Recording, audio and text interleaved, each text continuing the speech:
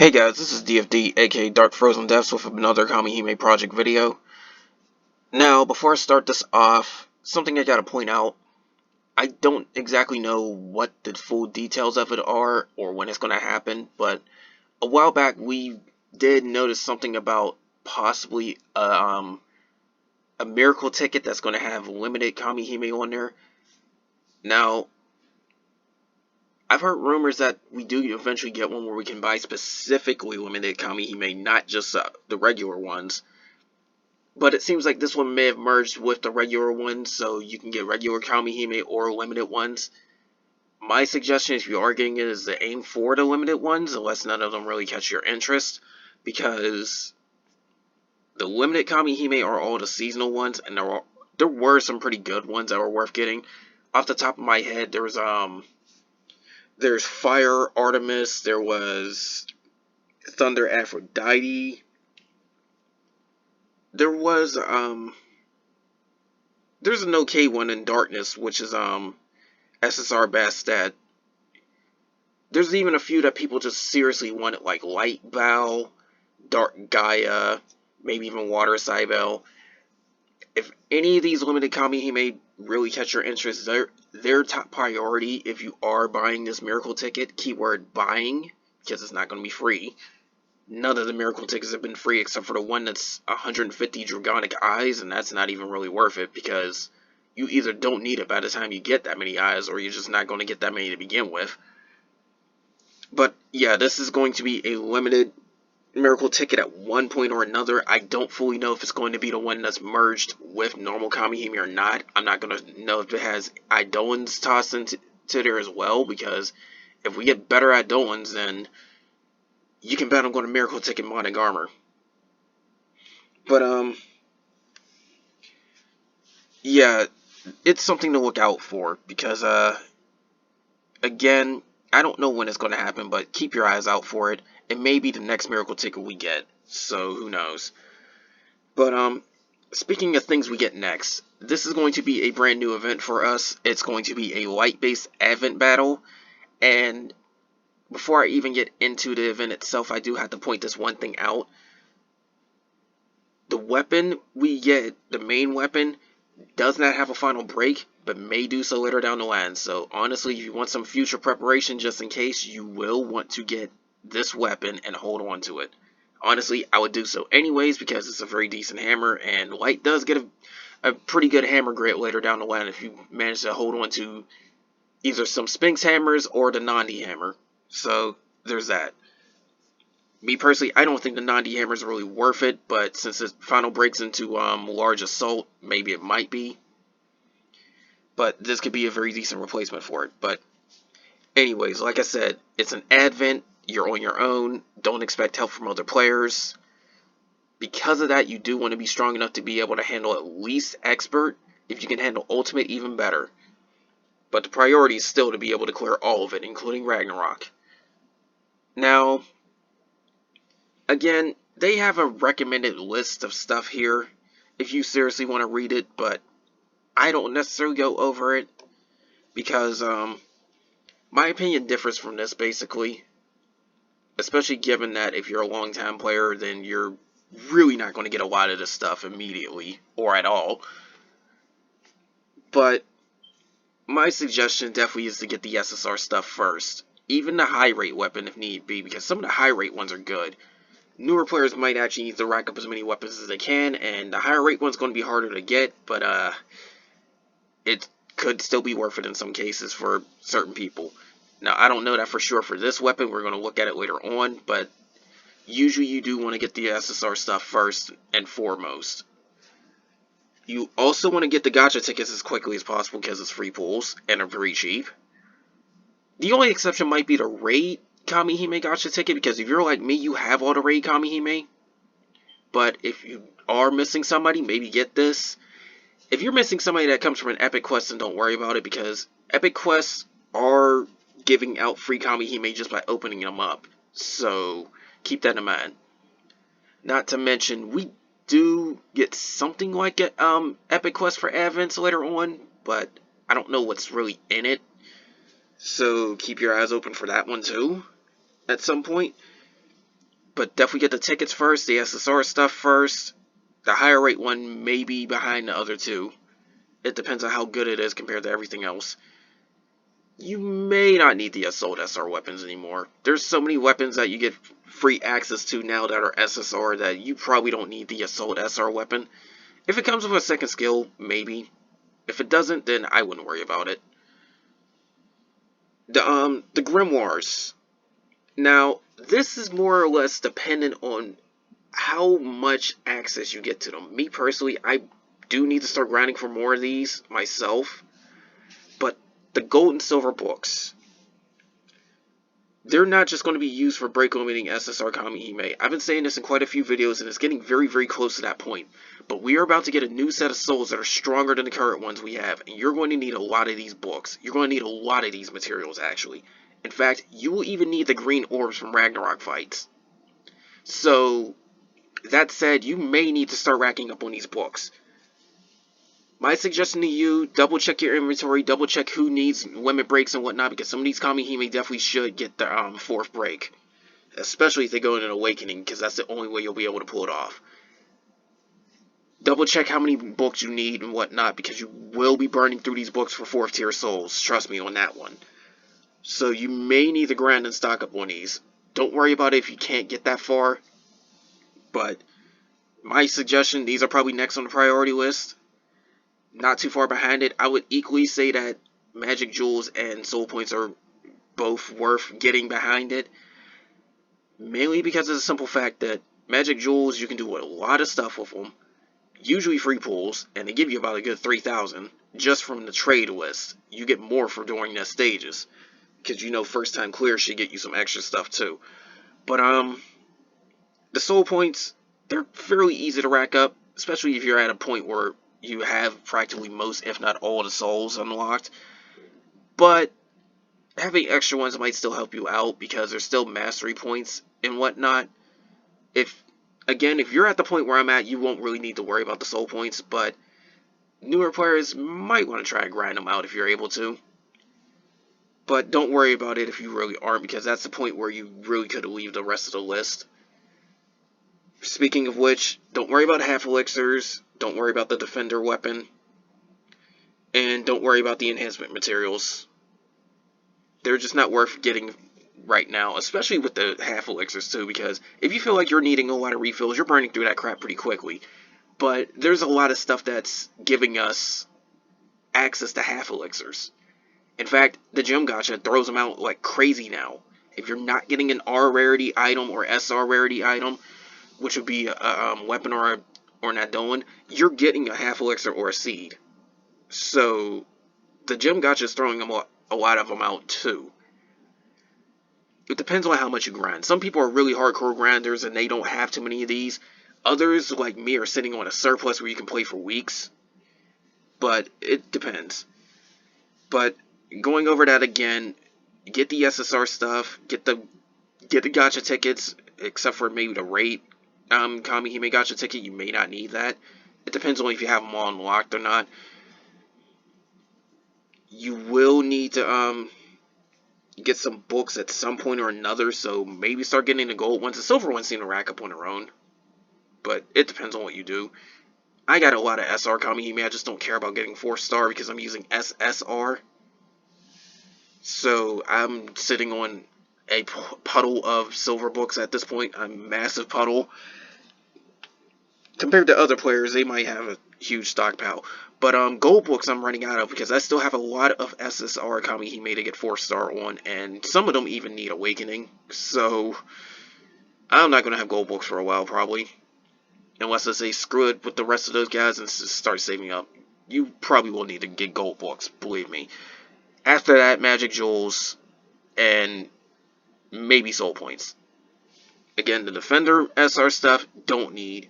Half elixirs, don't need. The enhancement materials, you definitely don't need. There's a quest to get those if you need them, and they hand them out like it's like breaking open a piñata. So never ever get the enhancement materials, ever. Never get the Defender SR weapons unless you're really that hard on getting weapon fodder, because you're going to end up using it as fodder, believe me. And Again, half elixirs, maybe you might need them. They're pretty cheap if you do, but Gotcha's feeding them like crazy, and so is other events, so yeah. But anyways, these weapons. This is where I say you may or may not need them, because these weapons have some good use. The Idoan that definitely should be grabbed, in my opinion. You definitely should. But the weapons, one's a hammer, and the other, it doesn't exactly say right here, but we'll go further down. It says cannon, so my guess is it's a gun. But looking at the skill effects, could be worth. Could be worth. This is also the other reason why you do not need the Defender SR, because both of these come with Defender. But the hammer, definitely get it, max it out, hold on to it if you're not using it, because you may get a decent free player hammer grid later down the line. The gun, maybe. If you want a vigor weapon, there's probably a better one if you go for the guardian stuff, but if you want some extra vigor stuff, and maybe a bit of defender to go with it, here's a free one. It could be a placeholder. But the Idoan itself, she's a vigor Idoan, so again, more vigor if you really want it. But you do want to get her because her stats are actually pretty high. I forgot what she does for a summon effect. We'll see it further down. But definitely get her. I know I definitely need her. I can finally get rid of Barong and have better stats, which is saying something because I got a lot of stats to begin with. But yeah. And Ragnarok difficulty. If you're not able to clear it, don't worry about it. There will be others later down the line. But keep this one thing in mind. You can get Dragonic Eye Shards with these cores, but at the same time, you're going to need them for 4th tier souls. Either way, you're going to want these. So if you're able to clear it, fine. If you're not able to clear it, don't worry. You'll get stronger. So that's something to know. Going into the fights themselves, my guess is all the enemies got the standard defense value, so don't have to worry about it too much. You're going to have to deal with a few things that's irritating with these fights if you're not able to just outright kill her. In her normal mode nuke, it's random hits, 2 of them. Her raging mode nuke, it's going to hit everybody. Her triggers, there's a chance when you hit her where she'll just put one enemy in one of her enemies, as in one of your party members, in a dazzle. That is the dizzy state, the icon with the heart, basically, if you don't know. That's a very annoying status to be in, because there's pretty good times it will slip and just interrupt your turns. Those of you that are grinding to win Ragnarok fight know this for sure, because you will not escape it with her. But yeah, that's the thing with this. It's a very annoying status, so you need to be a little bit wary of it. Also, she'll put damage cut on herself. It says the first transition, so I guess the first time she goes into raging, she's going to do that. And by the looks of it, it says 10 times, so up to the next 10 hits she takes is going to cut the damage down by 1/4. So, yeah, she's going to start making herself a little bit tanky. So you have to be very careful with that. In Ultimate, same stuff, only the damage cut is now 15 times. So it's 15 hits, I guess. In Ragnarok, they don't exactly say how much it really is, but there's a few things that pop up. First off, she still got the same annoying crap with the dizzy. She still got the same nukes, they're just probably going to do more damage. Now, it's not just raging, but the first turn she gets, she's going to put herself under that damage cut. It's going to be 10 hits the first time, and then it's going to be 15 the next time. It's going to drag the fight out. It's really going to drag the fight out. So be very careful with that one. 1/4 of your damage is going to be blacked out for a while. Well, at least 1/4, because it doesn't exactly say how much it is, but it could be more. It's guaranteed to be at least 25%. It's been 25% for the remainder, so it's at least 1/4 of your damage. So be very careful with that. She can really drag the fight out, I guess. In my case, I'm strong enough to the point where I can just kill her before she even gets her first turn, so it won't matter in my case, but other players, it just might. And I keep saying that I'm strong enough at a certain point because it's not really to brag or anything, it's just to prove a point that you can indeed get strong enough to actually do stuff like that. So keep that in mind. I mean, heck, I'm using a grid that's made up of a lot of free weapons, and the ones that aren't free, you could just still randomly pull and just brick them with tower events and whatnot. So honestly, a free player could have my grid. I'm just pointing that out there. So keep in mind, you can indeed get as strong as I am on my light team. But anyways, recommended souls. Honestly, they're saying Solomon and Hercules, but quite frankly, I wouldn't worry about making Solomon a priority unless you're strong enough to the point where she could just completely one-shot out everything. And I'm not kidding. Solomon, or if you want to put her skill set on somebody else, I like using Merlin, but with Solomon's skill set. But Solomon's going to be a very, very powerful grinding soul, so you're probably going to get her eventually. She's got her uses in tower, she's got her uses for normal grinds. I use her in accessory quests even, but she's not something I would recommend for this to clear it. But if you're way past this level of strength, go ahead, use Solomon. Again, Hercules is the same case. She's very strong. She can be very useful. A lot of people are probably going to have her, but she's not the one I would recommend for this. What I would recommend, because this buff is not really erasable, you have to deal with it. But what I recommend is somebody that can deal with that dizzy. So that said, you're going to probably want Cassiopeia, who comes with chaos magic. I mean, not Cassiopeia. Sorry about that. You're going to want Vivian, because she comes with the heal thing. Because I'm forgetting, you can't remove this damage cut. You're going to want Vivian, so she's going to help you out with that dizzy effect. Vivian will still be able to cleanse even if under dizzy, because it doesn't prevent you from taking action, it just has a chance of interrupting that turn. But at the same time, you could still take Vivian's skill and put it on somebody else. Who knows, maybe you are using Cassiopeia. But if you're going to go that route, do it with Andromeda.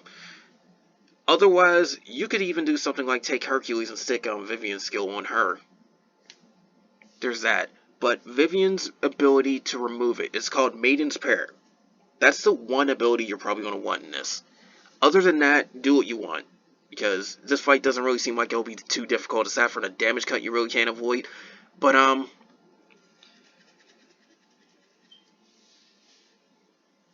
that said, it also should be kept in mind, too. If you have a multi-hit attack, it is still counted as one hit. It is still counted as one time, so be very, very careful with that one. Just because it says it does something like 7 or 8 hits doesn't mean it's going to knock off 7 or 8 ticks of that damage cut. It's going to count as one. It is going to count as one. So, that said, you will have to do 2 to 3 rounds of attacks with reduced damage, more or less. Maybe 1 if everybody's got a nuke or 2.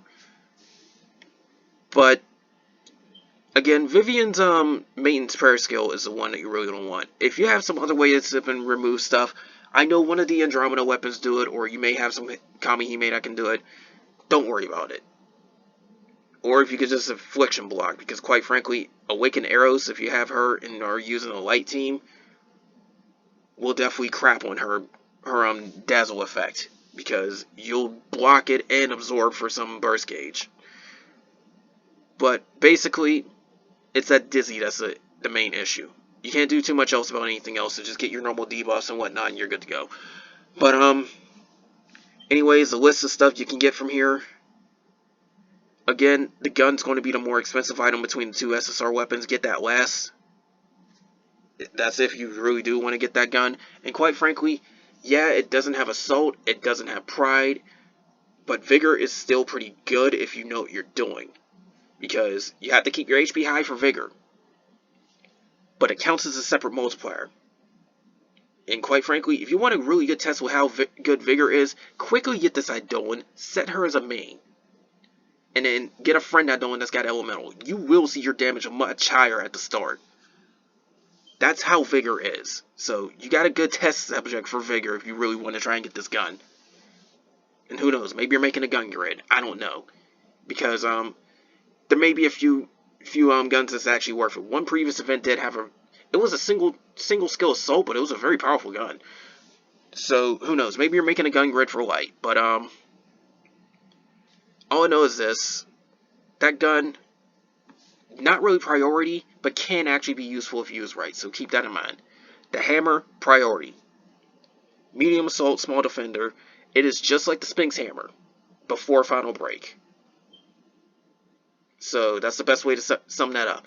And if it gets final break, it's probably getting the Sphinx hammer treatment too. So quite frankly, keep your hands on this hammer, even if you don't want to use it. Hold on to it later, it might get a very decent final break. This Idolin, like I said, she's well worth getting. Her stats are very good, even if you don't set her as a main. And then, of course, there's the other usual stuff here. I don't need to say too much about it. Yeah, it says her summon effect, she just deals a lot of damage to all enemies. I don't think she comes with a buff or a debuff. But her stats are actually pretty good. Because of the whole fact that... Yeah, see, I don't know why it's got this for attack and HP. Yeah, it does. Her stats are still pretty good, though. Because the ones you're going to want have to have around 1900 or higher. There's going to be a lot more to get 2000 plus. But her HP is also pretty good, too. So there's that. But keep this one thing in mind. Vigor effect. Vigor Idolins can be very good if you use them right. But generally you're going to end up getting a different one anyways to set as a main. So don't worry about it too much. Last but not least, water attribute if you're clearing this for ultimate. I'm not going to go over this because I'm going to keep going over the same Advent stuff. But anyway, that's all for this event, guys. More is going to come soon, and take care.